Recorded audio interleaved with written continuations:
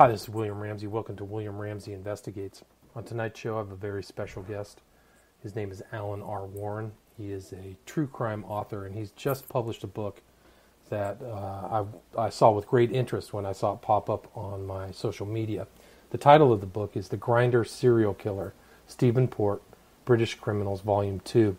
And I covered Stephen Port, and I investigated his serial murder case in Reading, outside of London, East London, that these murders occurred fairly recently, I think in 2014 and 2015. But Alan's going to tell us a lot more about this case. And Alan, are you there?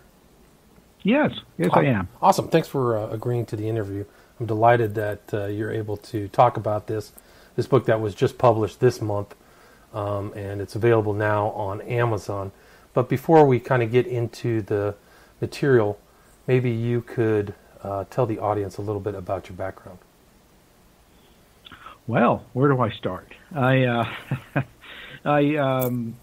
produce a radio show called The House of Mystery. It's on KCAA in LA, and it's on a few other syndicated stations as well. It covers true crime, history, paranormal, and conspiracy, but more from a logical point of view. We don't just jump off the edge of the world with this. And I've been writing true crime books for a while now, and I think the Stephen Port book is the 9th book I have published. Oh, congrats. Well, yeah. Great. So so when is the House of Mystery, is it a live show or is it recorded? It's live originally, Monday to Friday, and then it's syndicated through the NBC West feed, so everywhere from Salt Lake down to Phoenix and over to the shore, so Seattle, Portland, Tacoma, and each station runs it at a different time depending on it's up to them how they do it. And it's on podcast after it airs on all the stations. It goes on a podcast form, and it's on most major, like iTunes and iHeart and Spotify, all the major ones. House of Mystery, Alan R. Warren. Just to let the audience know, we might be talking about some disturbing subjects. There's Stephen Port was convicted for killing 4 men, and under very gruesome circumstances. So just a warning to listeners not to have this open while children or people who might be sensitive to this topic are around. So how did you get interested in the subject of Stephen Port? Well, that's a funny thing. When we run our Friday show, I have a medium called Julie Sav, and she is out of the UK from America's Most Haunted, all that sort of series, and I went to college with her years ago, so we know each other, and she runs the Friday show. And the reason that brought this in was because a woman named Jackie Dennison, actually, who's a psychic over there, does a lot of these cold case files and stuff. And I've had her on the show, and I've known her for years. She used to have a TV show. And I know she mentioned the case, and she mentioned some other cases, too, that I've sort of followed up on. And that's how I kind of got interested in the case itself. And, of course, I went further than that, but that's what brought attention to me. So she was just following the case as it was breaking kind of back fairly recently, really. I think he was arrested in 2017, right? Yeah, that's right. I think that what it was she was actually friends with a family of a boy that was missing, and he ended up being part of the Moores murders. But it's a totally different case. But because of her fame, she got involved in this one, and I always like hearing stories. And when you hear an interesting story and some of the things that happened in this case, I thought, well, that's crazy. It's something we never catch on. And this publisher was doing a series of British crimes. And so I said to him, I've got some contacts and some information. And that's the other thing, too, because I came across Cody Lockie. And he is an ex-felon and in Manchester. And he had been a pen pal of Stephen Port. Gotcha. and so he was on a documentary a long time ago, and so we connected. And over the time, I've known him and all that stuff. And then, being that I'm writing the book, I just said, hey, you know what would add a really nice touch would be if I kind of focused on 4 or 5 letters and kind of give people the feel of what Stephen is like from prison. Gotcha. And you include those letters, so those are remarkable insight into Stephen Port, because he's very voluble. He writes these kind of long, detailed letters, whether people can take those with a grain of salt or not. It's very interesting. Oh, totally. But the whole idea, I think, for me is just to put it in so people can get a feel for what he talks like, how he acts, and how he represents himself. And again, you're right, grain of salt. You've got a serial killer that's in prison, and he's giving his kind of defense, in a sense, of what happened.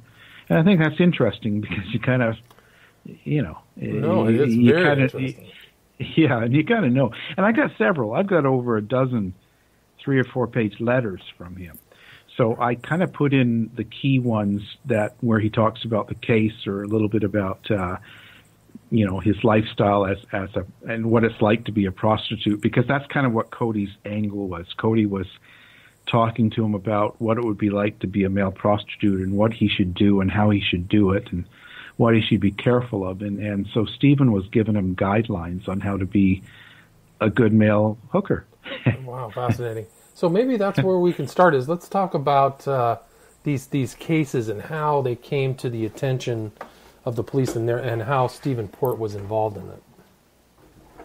Well, geez, the police seem to be not really interested. That's kind of it's a disappointing case for me as far as the way the police handle it, because it took 4 or 5 bodies before they started paying attention, and even then they were almost forced to by one of the victims' 2 sisters, who kind of pushed it, and that's the only reason initially it started getting some sort of ground, because they were ignoring it, and it's really, really disappointing. I have to leave it at that. But the first victim was Anthony Walgate, and he was 23 years old. And what was his background? Well, he was a fashion student, and he was a young college student, wanted to be a fashion designer, and kind of doing that sort of thing. And he partied a lot, and at times, now this is kind of I got some references that at times he would go on the Sleepy Boys app. The Sleepy Boys app in the UK is a way of offering sex for money. Mm-hmm. Some people call it escort, but it's kind of almost like our Grindr over here, or any of the other apps. You're going to have a mix of people that just want to meet, and some people that want sex, and some that offer massages, like whatever. Gotcha. Is Sleepy Boy the #1 app in the UK? Is that correct? It was. I don't know if it still is. Okay. When I was doing it, it was a really hot app, and you find that region to region, because I travel a lot with my jobs in life, and everywhere I go, and that's with any type of app and stuff, you'll find certain ones are more popular in certain areas than others, and Sleepy Boys was one of the big thing, but they didn't. In America, we were dealing with Backpage. Right. And Craigslist was more of the place that escorts advertised than on apps. Back in the day before these apps. Now I think that Backpage is gone, right? Yeah, Backpage was, and that was a bad mistake, because they really pushed against it, and finally the FBI closed them down, and it really it took away their tools, because now it's still going on. People are still advertising, and the reason they were catching. Like in the human trafficking area, where people were being stolen and sold into sex slavery, they were using Backpage to advertise their sex slaves. And now we have no follow-up. The FBI used to be able to find victims and rescue them from their situation, which is different than what this was, Stephen Port and this, but in that situation. But because of things like Stephen Port FBI takes down Backpage and Craigslist as far as all the escort services. Gotcha. So now the escort services are going on, but more blindly. They have no follow-up to it. Gotcha. Yeah. So this first victim, Anthony Walgate, he was using Sleepy Boy. He was making money as a male escort, and then he just kind of disappeared. Correct? Yeah. Actually, what with Walgate, he was the one that. What happened was, he went out drinking, and he was going to meet someone, and he told his friend in an email, a girlfriend, and said, "Hey, I'm going to meet this guy. He's offering me £800 to spend the night with him."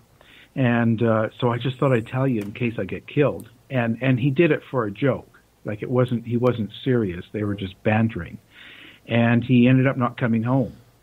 And on the 19th, early in the morning, 2 days later, what happened was Stephen Port actually called 999, which is their version of 911, and reported that there was a body in the front stairway of his apartment building. And it looked like the guy was overdosed or drunk or maybe even dead. He didn't know. And so that call was kind of weird when you listen to it. That was really unique. So that audio is available.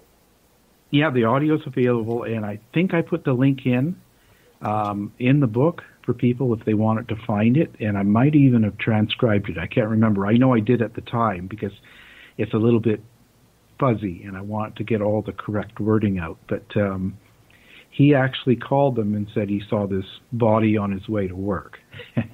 And they called back a few times. The police came, found Anthony Walgate's body, slumped. He was overdosed.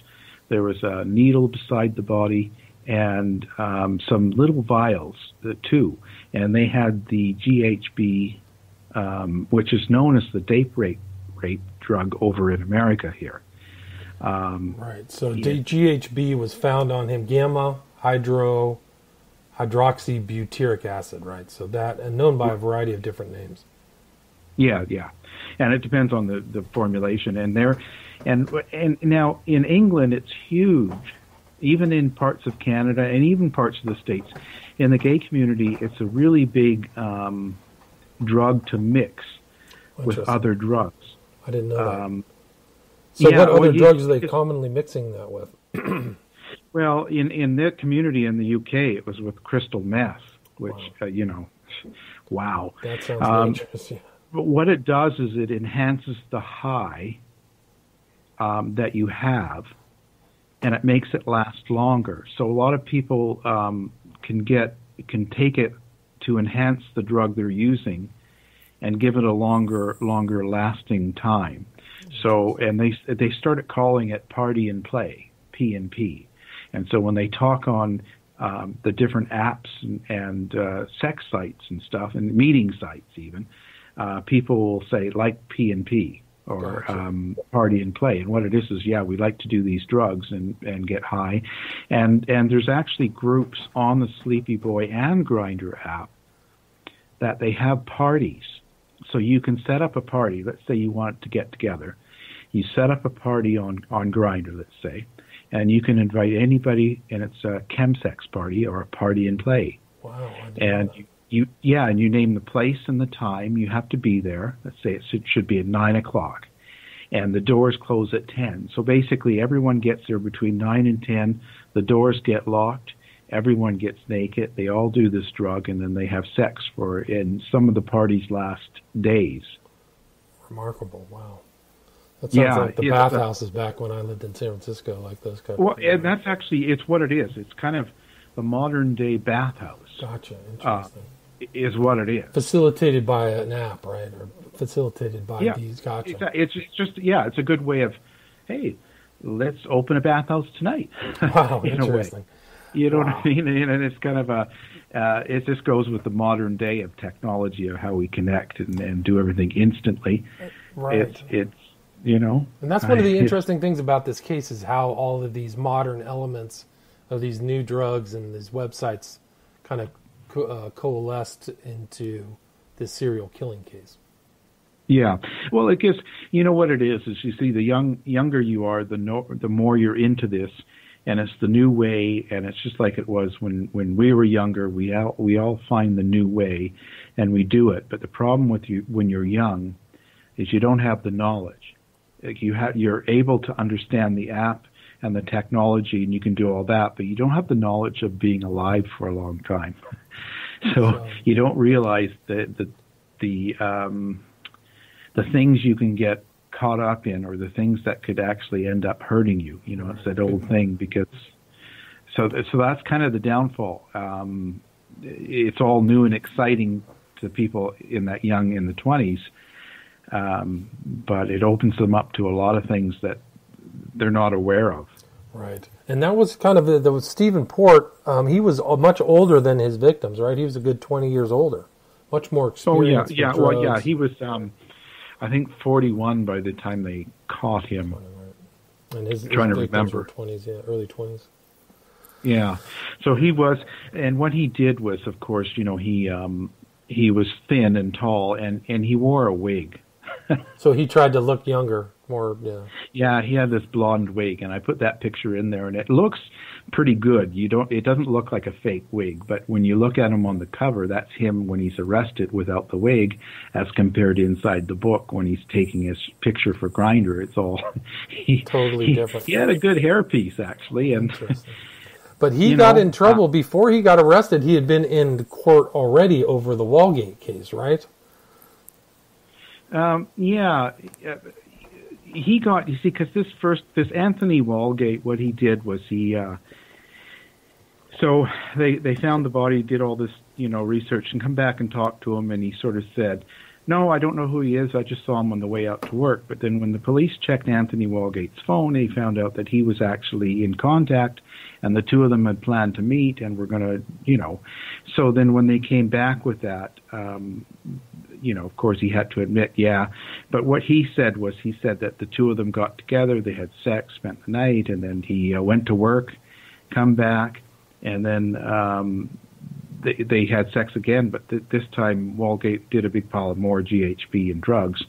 And then he said he went and showered, and when he came back from the shower, Walgate was shaking like a snake, and freaking out and doing all this, and he didn't know what to do, so he dragged the body out on the front and called 999, and that's why he did it.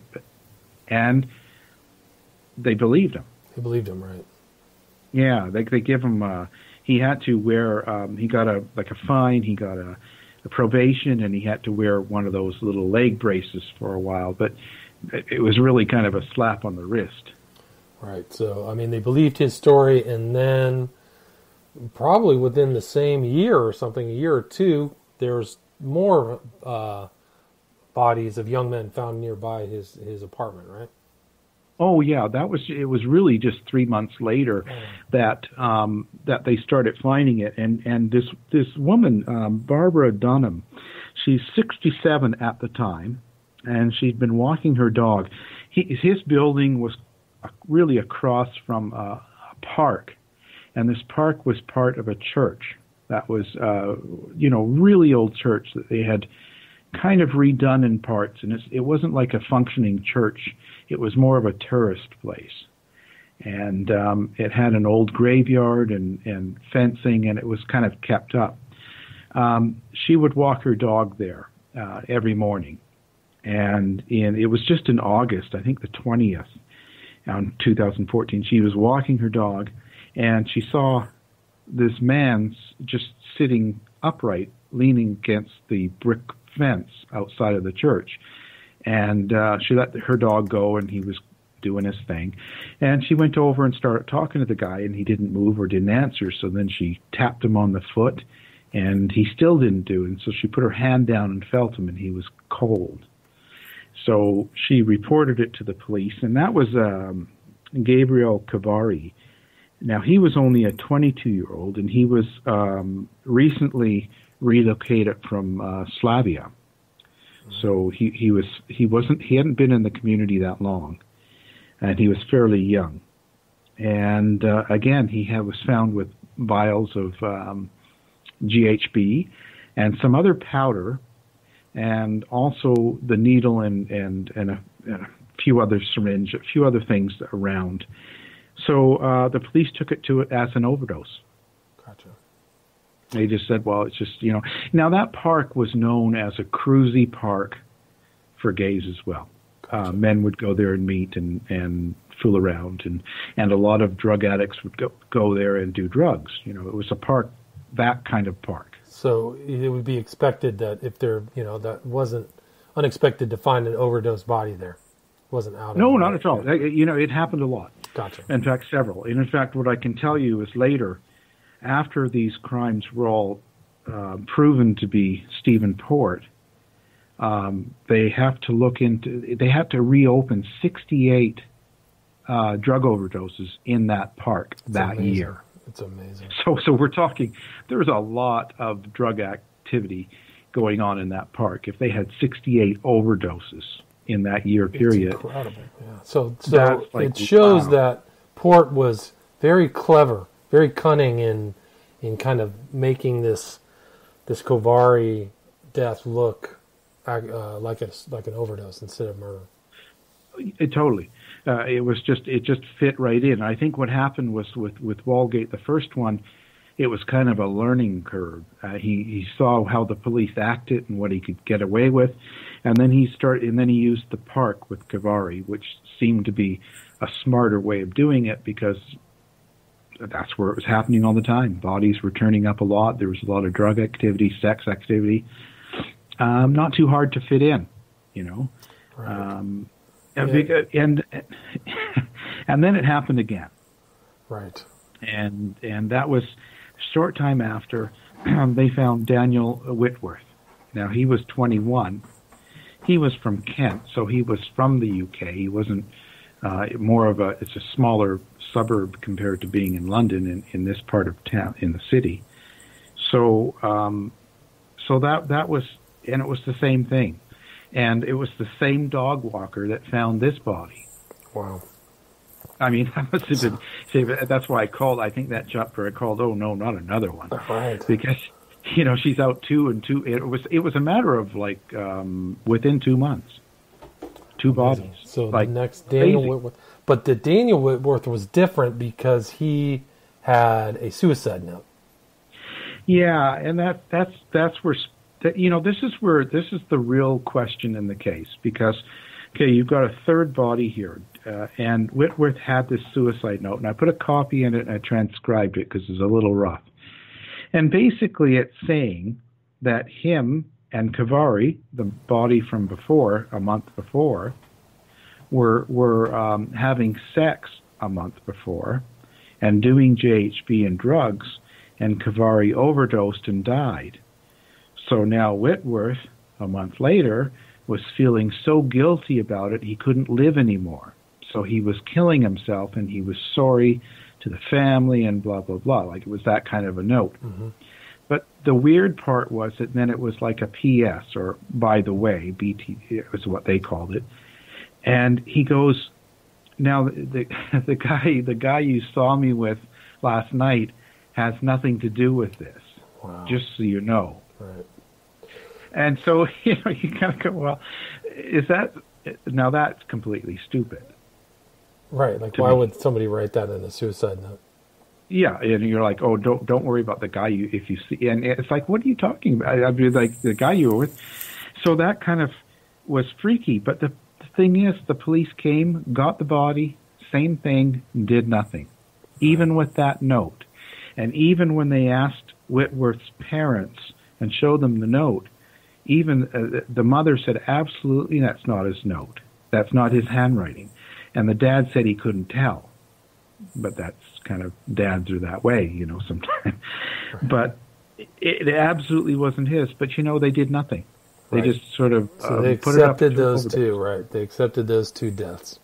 And, yeah, but that's the turning point, and that's what's crazy is because the police still, at that point, even with a note, you see, because what I mean is because they emphasized that none of the deaths in the park had anything to do with each other. Right. So publicly they were saying the Kavari, Whitworth, and Walgate deaths all had nothing to do with each other. There was nothing that tied them together. But they had the suicide note with Whitworth mentioning Kavari. So that in itself ties those two people together. Right. Yeah. So the police are, not really doing any investigating at all. No, and because of the way and when it all turned out, 17 of those cops got reprimanded. Gotcha. And there's still the inquest that hasn't even come back yet. So it's supposed to. No. They're doing a full investigation, and they're taking their time. It seems like, because I've been waiting for that inquest to come back and look in. But the court cases are back, and those are let's tell a story. Yeah. So you've got 3 deaths. Yeah. Sorry. Yeah. I'm sorry. Please continue. No, I was going to say, so that's kind of, we know that this is a bad situation. And then along comes Jack Taylor, 25 years old, forklift operator. And same thing. And that was only September. So you got to think, the very first one back 4 deaths ago was only June. So he was becoming very nonchalant about killing. It obviously didn't bother him anymore. He was getting into it, so to speak. And so the same thing. They met on an app, picked each other up, met each other, walked back to Port's apartment, and had sex. And Jack Taylor was found in the same park. I think maybe a day later. He was on the same fence as the other 2 boys, but he was on the other side of the fence. Gotcha. So they found him, same thing. They put him in as a drug overdose. Right. And it was the same way. Found him with GHB and some pills and a syringe. So it was just put as a overdose. And but that was the turning part, because Jack Taylor's 2 sisters didn't believe it. And when they started looking back through the cases, they spotted and they found out about the note from Whitworth about Kavari. And then they went to the inspectors and questioned them and said, why would you say none of them have anything to do with each other? And the note mentions 2 names that are both dead. They have to have something to do with each other. So in what they did was they kind of poo-pooed them, and then eventually they said, well, look, we'll take you, so we'll take you and we'll go through the CT footage. So they went through, and most of London, for the people that don't realize this, is under film. They've got more cameras around the city of London than probably all of the United States. It's completely watched. Super surveillance, CCTV, right? Yeah. And their surveillance also is, they've got the software that they can put a prisoner's face into the system, and the software will look for that face. And if you walk into the camera, that person's with that face, it'll notify the police, this person's on this street. Wow. Yeah, so it's super sophisticated. Yeah. And that's scary for some people, but it seems to be working for them. So I don't get into the comment. So when they went through the footage, then they all of a sudden found Jack Taylor walking home with Port's place, and then they started to investigate, and they found that the apps and the meetings, and then it all started falling apart for Port.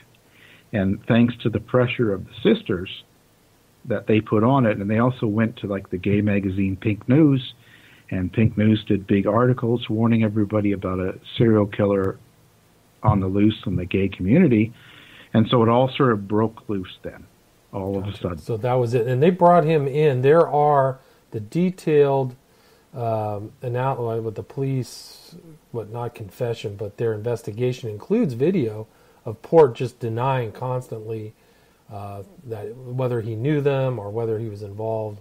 He just denied. Yeah, all the way through.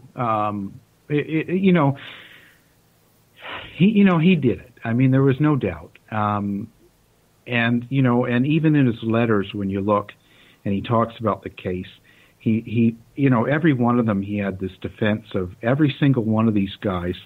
Now he admits to taking home and sleeping with, but every single one of them overdosed themselves. he would never do drugs. He would never. And meanwhile, you know, you look at the pictures of his apartment. He's got more drugs around. He was giving these people the GHB. Then he would inject poppers into their arms. Wow. So poppers is what, you know, you take when you have heart problems. Right. Amyl nitrate. And it opens up all the, you know, the little vessels and stuff, and it's used in the gay community because it makes it easier. You're relaxed and you can have sex, and it's easier. It's not, and it's apparently supposed to make it last longer. So people will mix that. Those two drugs are quite popular, along with crystal meth. So you get, you know, these chemsex parties. So didn't Port have just GHB sitting on the coffee table, like massive amounts of that? Yeah, he had massive amounts. In fact, the picture I put, you know, he has so many drugs in his place, and even when the police came in and out, even with the first one, they were all there, and they didn't put two and two together. And that's sort of, and I think the reason is because they didn't really care. The officers that dealt with this didn't really take the time to really have a look. They didn't associate anything, whether it's anti-gay or if it's just they're lazy. They may not have understood too. You know, they may not have understood the whole GHB, chemsex culture, party and play culture. Totally. I agree with all that. It could have been any of it. I'm not putting a particular blame on a person or a reason, but overall, they really kind of dropped the ball. They just sort of let this happen. And again, like I said, now they're reopening 68 other overdoses that happened in that same park because, you know, how do we know how many he really killed and how many he didn't? I don't want to get conspiratorial there, but that whole that's couple a good of years, point. I mean, how many other people did they kill or they've made if their bodies might be somewhere else, right? Right. I mean, because if they didn't actually and even when the ones that they did have, they have the two with the note, and then Jack Taylor. And Jack Taylor's sisters pulled it. They get the film footage to prove it. Then the app. So these they sort of are forced to deal with. But of the other 68, who knows? There was all the same timing. He was there. All these people are dying. Maybe it was just another handful. Maybe it was just one. Who knows? Right. Well, that's a scary thought that he might have been a very learned, competent serial killer, killing tons of people. Yeah, totally. And you don't know where, you know, if someone's doing it, they're doing it. You know, there's so many theories out there. Do killers stop? Do they start? Do they take time off? I hear all sorts of stuff from people, and I don't know that we really have an answer. We have a generalization, but who knows when he was starting and when he stopped and what he was thinking and how many he did. And the police obviously, just from this little touch of these 5 bodies, didn't really investigate any of them, including the other 68. They were all just ruled off. And, you know, why I say that, too, is because almost every one of these cases were closed within 2 days. Wow, that's incredible. Just done. Yeah. No more investigation, no nothing. Yeah, pick up the body, print, okay, right then. And then 2 days later, they're signing off. So that was, I mean, as report goes, I mean, he was successful in tricking the police, but he was also very clever by, like, he took on a fake name, John Luck, and befriended a boyfriend of Gabriel Govari to keep an eye on the investigation to make sure that they didn't think it was murder. You know, so he was using the internet cleverly. Oh, totally. And he was another one of those guys that had a real persona. Like even his Facebook, I've got the link, and it was still up when I wrote it. And even that, he was like, he's a chef, and he was he had all these great jobs. But the truth was, the good job that he did have, he got fired from after Anthony Walgate, because as soon as he got arrested for that indecency, they fired him. So he was working at a bus stop, like a Greyhound bus stop. He was working in one of their in the kitchen. Gotcha. Right. So it wasn't like what he made it to be. He made it sound like But he was on a TV show. He was on like a competitive cooking show too, though, right? Yeah, Celebrity Chef UK, and he was in the top 3.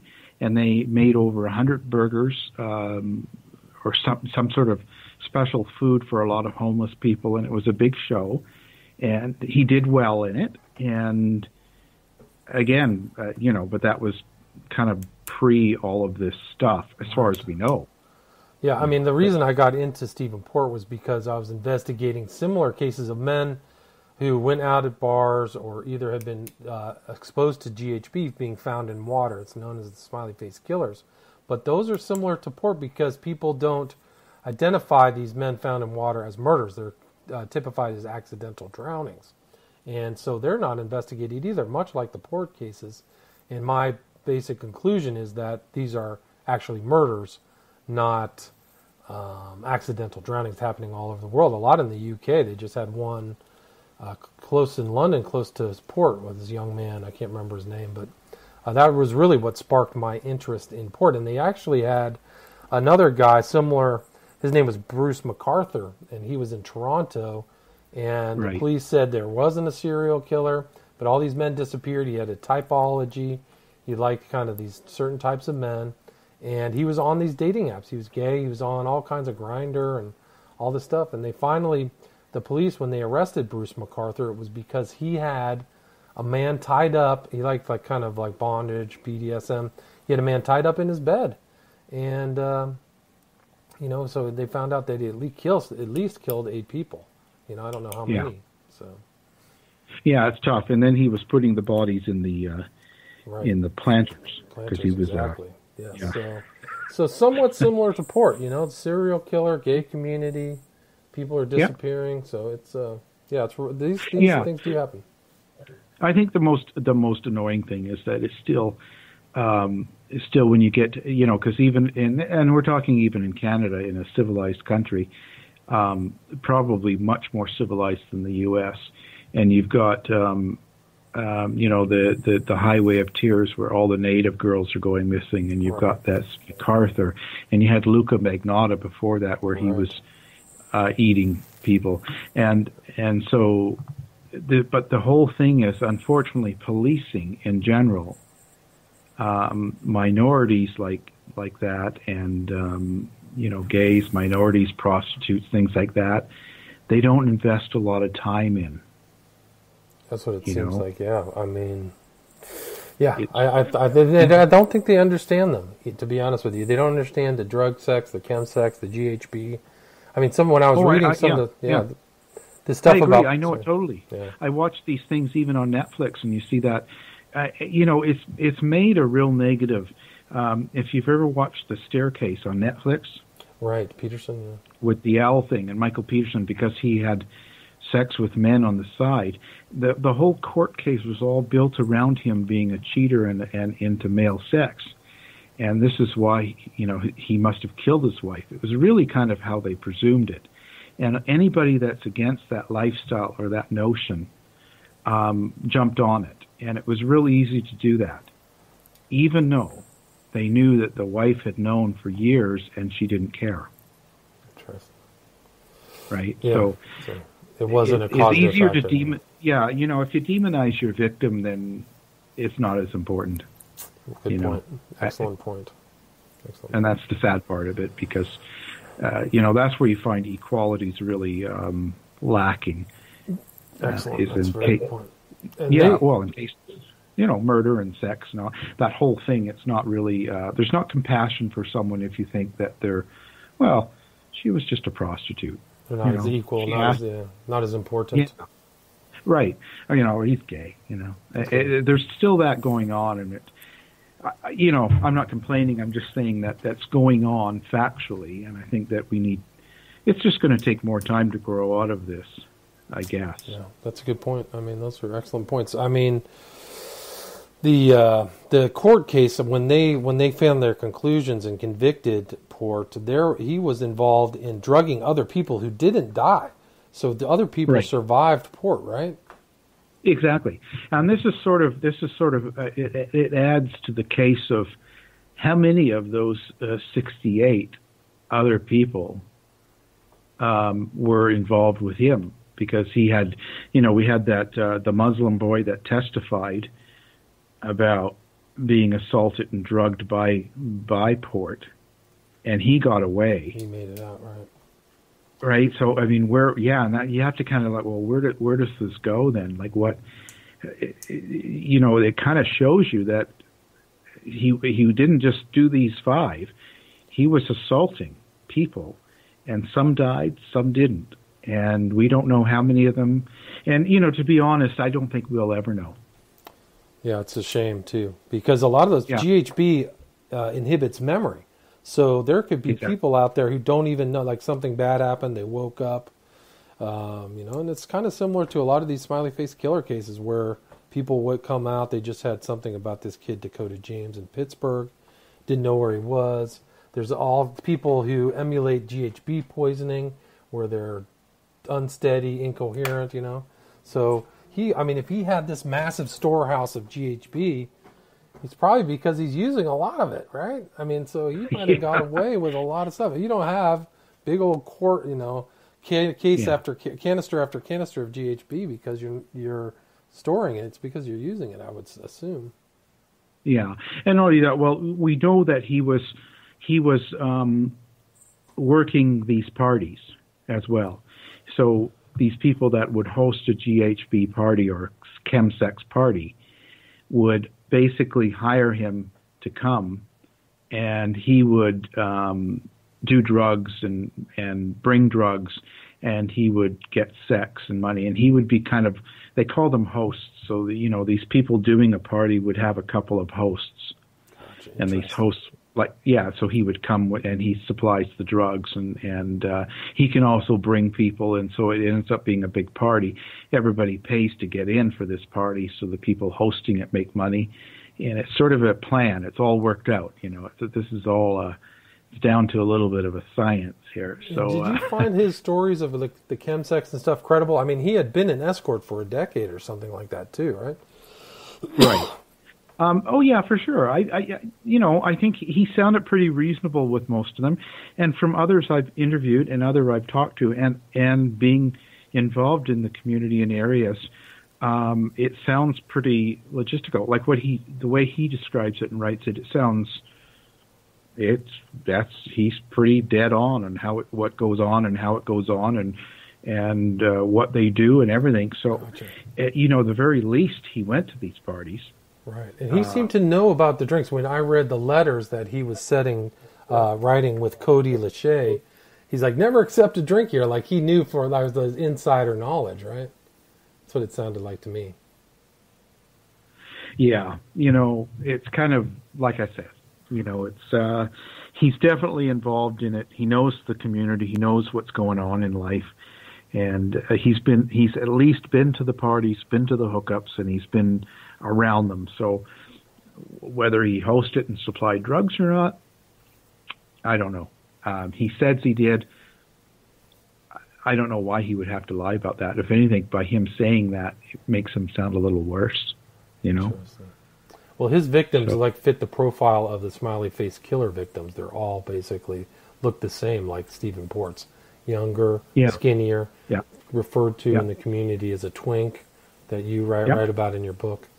For sure. He was really into the twink, the bottom, the femme sort of look. He liked a feminine guy. He that was his.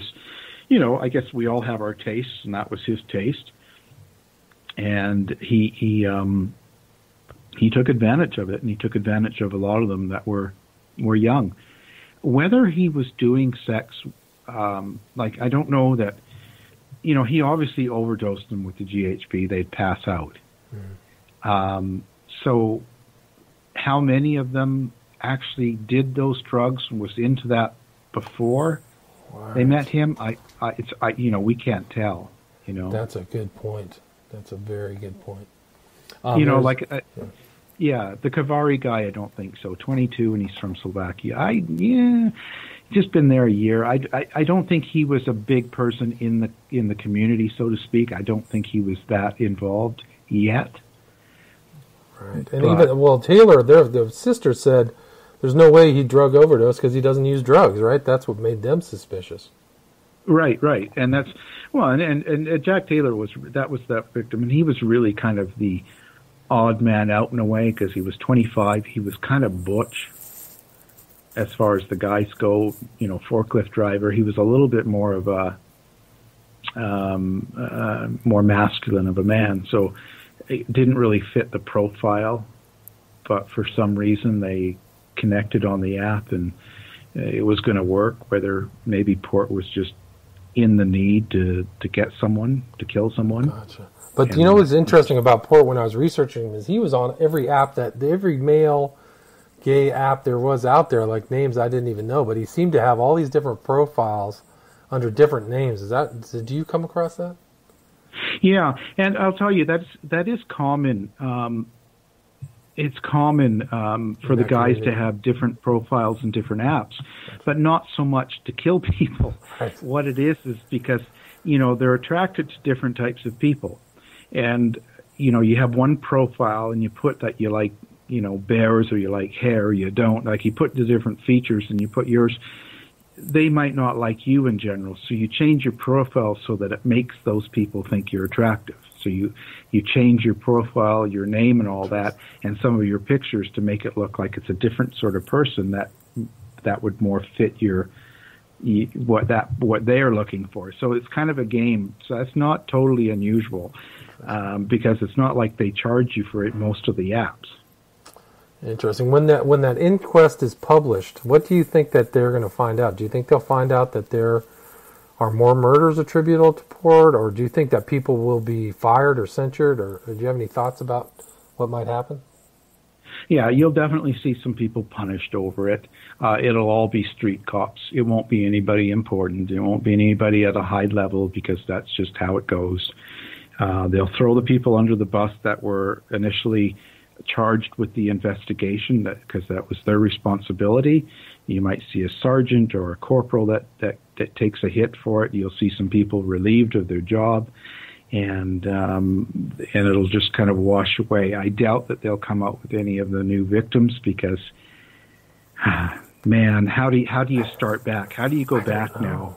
4 or 5 years, and what do you do? Okay, you got 68 names. You start going to the families. And of course, and I don't want to sound cold-hearted, but you go to a family. Now that this has all come out, could you imagine you're a parent and you have a child that was killed, a 19-year-old or 20, or overdosed, and then all of a sudden the cops come back 4 or 5 years later and say, well, did he know Port? Did he go to parties? Was he on apps? And you're kind of like, a lot of the parents are going to automatically think that Port did it or Port could have killed him. Right. And they're going to like that better than if their son was just out and overdosed in the park. Good point. That's a good point. Right? Yes. I mean, that's being human. That's being realistic. Sure. And I think that, I would want that. I wouldn't want, not that I want my kid killed, but I wouldn't, you know what I'm saying? Of course, absolutely. Absolutely. It's a hard thing to deal with. And and each person has to really be honest, even not saying it out loud, but think about it for a minute. Cops show up after you've heard about a mass murder like this, 4 or 5 years later, and then starts questioning you about your kid's contact with this person, if there was, or with the gay community, or with the apps. Man, that's got to be, and they're not really going to come up with an answer because how could they? Right? If Port doesn't admit to other victims, if he won't, it's actually write down a list and say this is what I did or who I picked up. They're not going to really know. They're going to have guesswork. So you'll see that whole thing just kind of go under. Wow. And, they'll punish some people publicly and let some cops go, and it was terrible, and they might even have to pay out the families a little bit of money. Right. So one of the families, Taylors, are suing the police, correct? Right. Yeah, and they have a very good case, and rightfully so.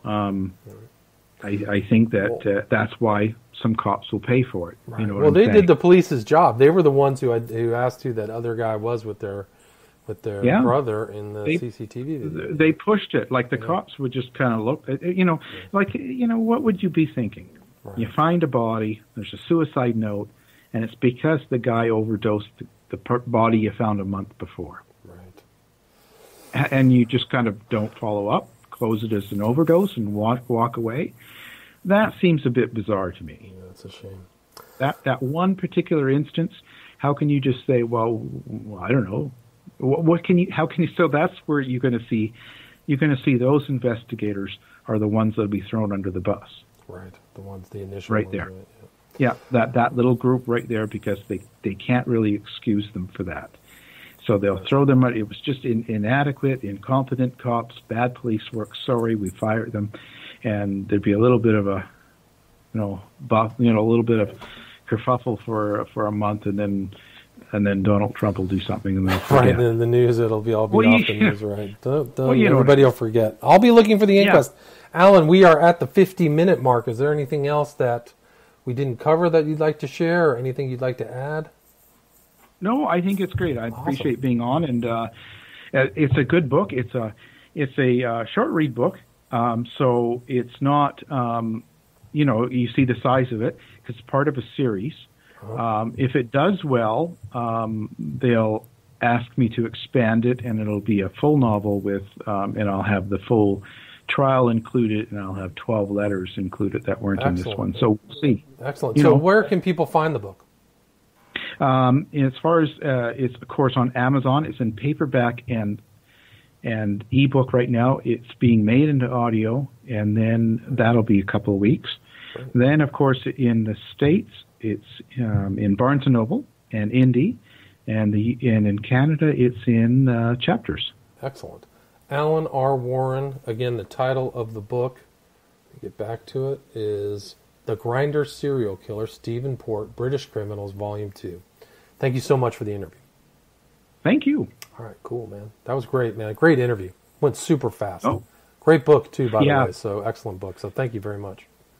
Well, thank you. Yeah, not a problem. I enjoy doing it. Good. Well, I hope it does great. I hope it does great, and you expand on it. I'd love to read any other information you put into that. Yeah, it's